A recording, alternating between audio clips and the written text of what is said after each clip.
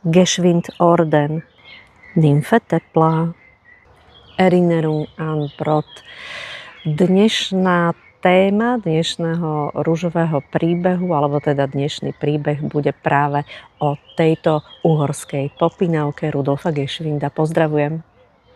Erinnerung an Brod, alebo spomienka na Brod, v ktorom Rudolf Geschwind kedysi aj žil, pri obci Žarnovica v katastri obce Horné Hámre podľa rakúskej historičky Andrej Buchmann.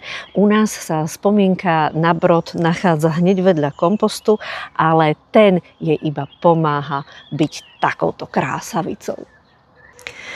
Uhorské popínavky uviedlo Uhorsko v roku 1889 na svetovej výstave v Paríži a malo veľký úspech.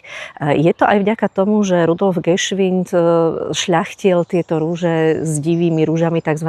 Botanickými rúžami, a tým docielil ten taký vodopádoidný tvar s nakvitajúcimi postupne nádhernými kvetmi, ktoré potom urobia obrovské divadlo. No tak sa nečudujem Parížanom v roku 1889, keď to postupne videli nakvitať, že boli napríklad aj Erinnerung an Brod úplne paf.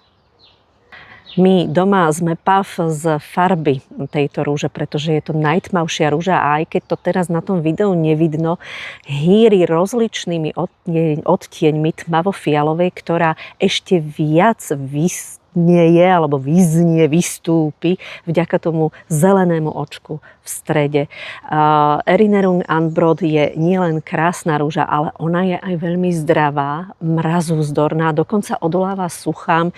No je to úplne ideálna rúža do záhrad, napríklad na juhu Slovenska, ako je tá naša.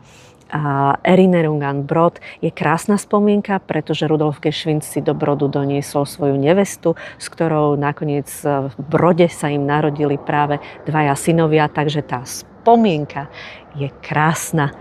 A o ďalších uhorských popínavkách zase na budúce. Čaute.